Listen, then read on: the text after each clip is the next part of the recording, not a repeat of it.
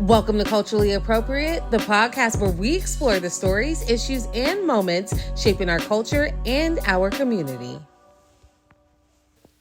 All right, you guys, if you grew up on R&B, then today's guest needs no introduction, but we're going to give him one anyways. From chart-topping hits to unforgettable roles on screen, he has been a staple in the culture. I would like to extend a very warm welcome to the legendary Marques Houston. Thank you very much. That was a great intro. Thank you. Clock it. Clock it. Thank you, Marques, for being here. Thank you for having me. This is exciting. Yeah. We grew up together. You're my play cousin. Okay. Play cousins. You're my All play right. That's cousin. cool. Okay. Actually, you're my big cousin. My big cousin. I looked up to you. I might be a little older.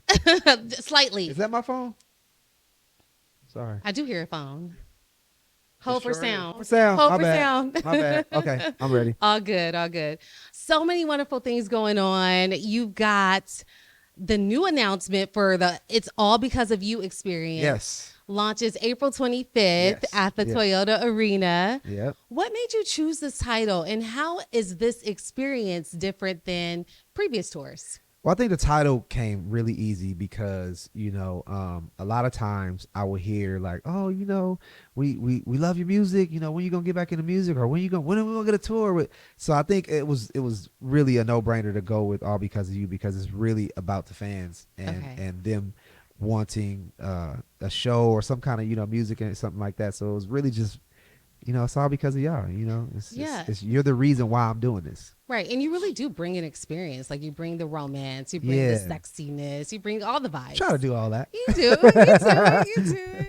All right. Now, speaking of experience and vibes, let's talk about this lineup. Okay. You curated quite the lineup. We did. I'm really excited about Tamar, it. you got Sammy, you got Day 26. Yeah. That is so exciting. What made you, and how did you decide who got to join you on this 2026 run? I think it was about, when you say the word experience, you want it to be, factual to that. You want it to be an experience. Yeah. So for me, these are all people that I'm a fan of, that I love. Tamar Braxton, Day 26, Sammy, and of course J Don, okay. Newcomer. So, these are all people that I listen to, and I enjoy their music and their shows and everything like that. So I wanted to do something that you kind of got I won't say, you can't say the best of both worlds, but the best of all worlds. Everybody brings something different. Yes. And I think it was important for a show or an experience to really, have the theme of just an overall entertaining show, kind of like an award show. Like, everybody brings it, an award show, like everybody tries to do their best. And I think with this, I wanted it to feel like an award show, kind of like, what I'm saying? Not like, oh, here's a whole bunch of opening acts, then here's the main act. It's not that. It's just everybody's coming with it. Everybody's bringing the thunder, I love that. That's very creative. Yeah. We're creative, an award show.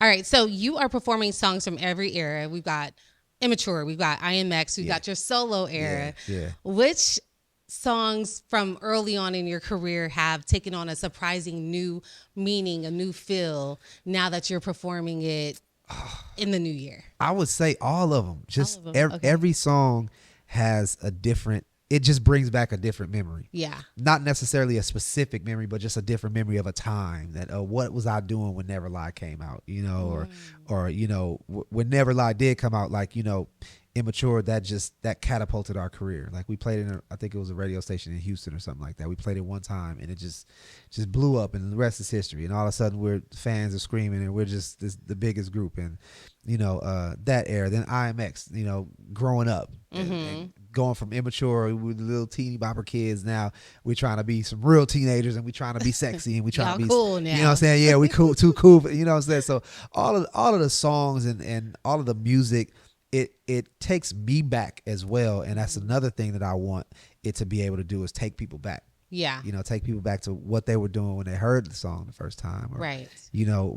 Where they were in life when these songs came out. And I'm just trying to create a show that makes you just, at the end of it, you just like, oh man, I just feel like I just went through all my whole, history. Yeah. In this short amount of time. So how do you balance out that staying true to those nostalgic moments, right, with your music, and then integrating in that new sound. Is that a tough balance for you? It is a tough balance because the nostalgic music is what people are there to see. Right. So you have to understand that, it's what they're there to see. But also the new music is, it can be incorporated into the old stuff. So you have to have a good balance. Right. Of, and of course it'll probably be, I have more older hits than I have newer hits and stuff like that because I haven't done music in so long. But, just got to keep a good balance, but make sure that you give the people what they're there to see. Right.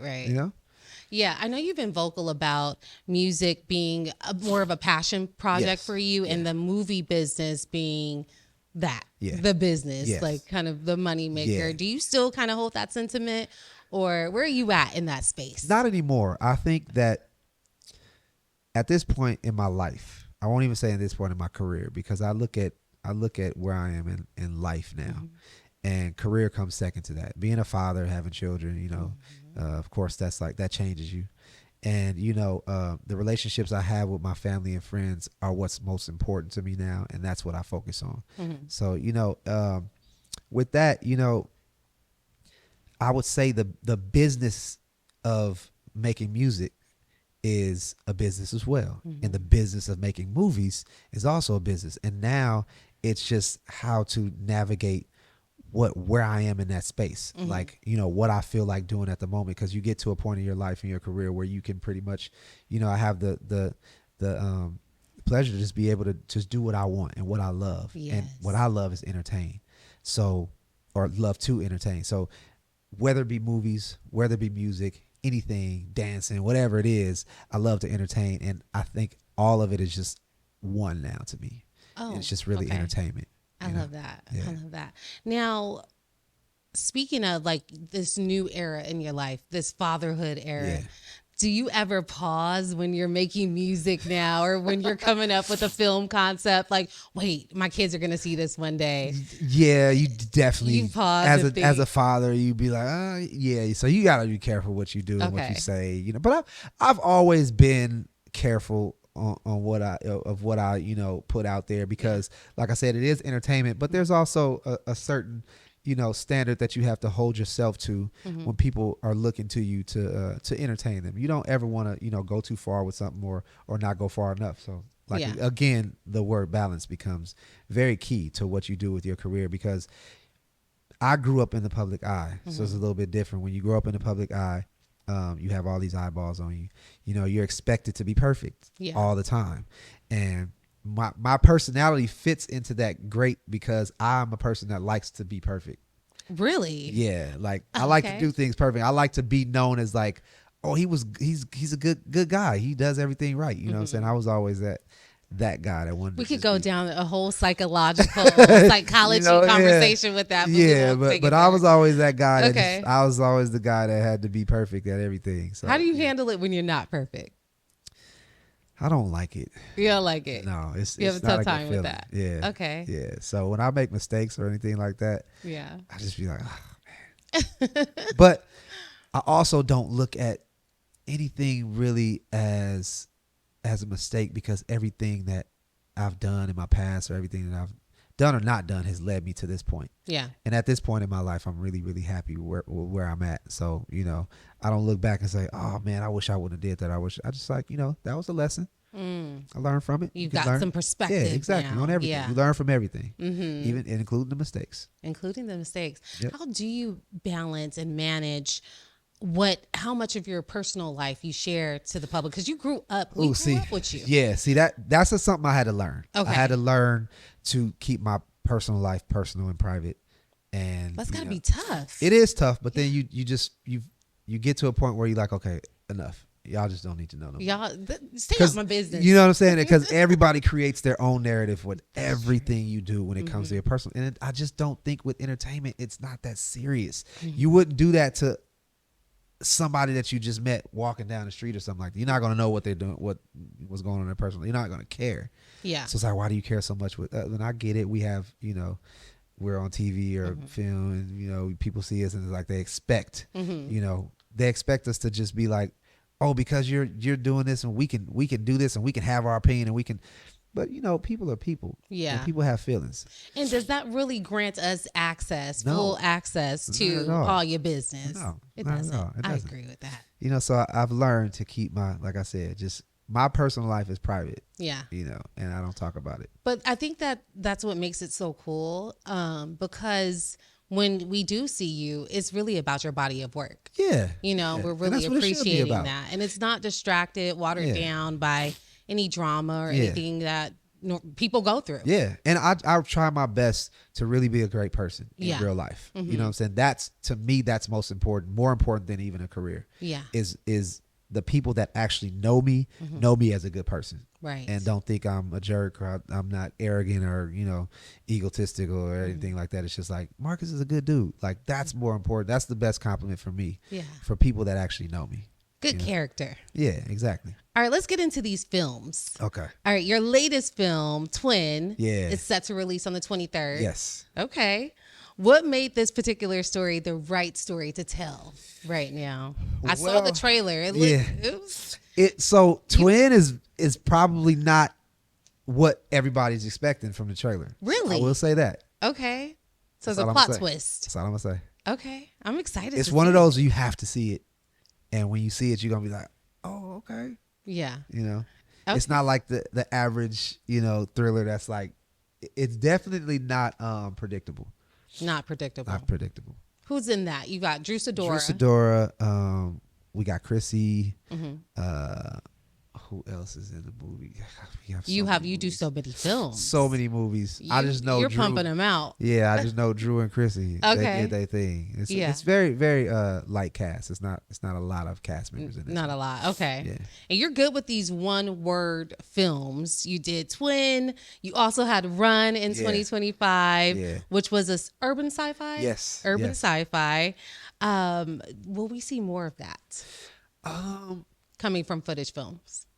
We discuss Run 2, so certain things like that. But, I think that was a very unique movie that it's not easy to create urban sci-fi. And I think we did well with creating that and making it believable. You did very well. Will it be? Thank you so much. Yeah. Man. Will it be a part 2? We don't know. I want to see it. I want to see it. I want to see it. Let's talk about the group. All right. So you guys grew up in front of the world. There's been, with groups, there's dynamics. There's different personality clashes. Yeah. How have you guys overcome that? I feel like male groups do a real good job of overcoming it. Have we overcome? No. Have you? I'm just playing. What's team? What's team? You know what? I think when you're in a group, you like brothers, right? Yeah. It's family. Families are gonna fight. They're gonna not get along. Then they're gonna get along, and us as a dynamic. I think it was easier for us because it was 3, so always was kind of balanced. Yeah. You know what I'm saying? At certain point, it's never you can't really team. It's like it could be 2 against 1, but not really, because then these 2 are gonna agree on something that these 2 won't. So I felt like the triangle element of our group always kept us close. Okay. Because we were like, if it's 2 on 2, then it's like you could pair off and these 2 could be closer to these. You know what I'm saying? I always felt like that, but I always felt like the odd number kind of kept us cool. Who was the leader? I would say I probably was. You're the leader. I have a leader personality, Leader. just by nature. Mm-hmm. You know what I'm saying? So I think I was the leader of our personalities. I know Rome was probably the most famous at our peak in Immature, definitely. But I was like the leader of of our group. If we were just brothers, I would have been like the big brother. Big bro. Yeah. Big bro. Okay. Yeah. Love that. How's everything now these days with y'all? We don't really talk every day. Okay. You know what I'm saying? We're 3 different men on completely different playing fields. Mm-hmm. And I think that's what happens when you grow. We all have families of our own, and we all kind of just do our own thing, and just that's just where we are right now. But when you see each other's love, all the time. Yeah, I love that.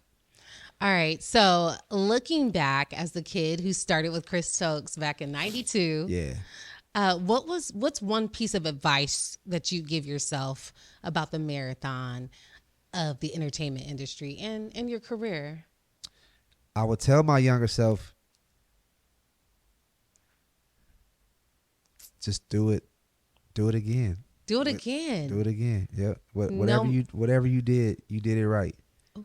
So do it again. That's powerful. Same way. No regrets. I love that. Yep. That's very powerful. All right. Lastly, any future projects that you want to tell us about? Well, I have an album that I'm working on, and it'll be released probably this summer. Okay. Summertime. Be ready for y'all. What's the vibe? The vibe is just me. It's where I'm at right now. Okay.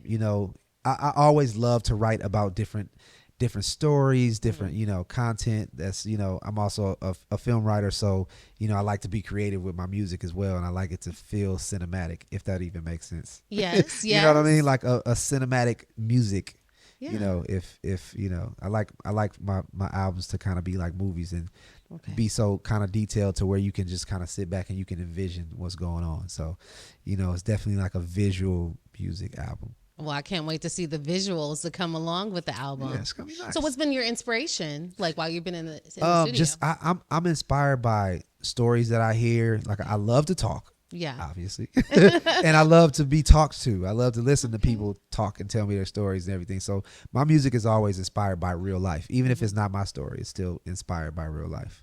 So, okay, yeah. All right. Not to put you on the spot, but give me your top 5 R&B legends, solo acts or groups, living or dead. Okay, so Michael Jackson is automatically number 1. Automatically. Boyz II Men. James Brown. Okay.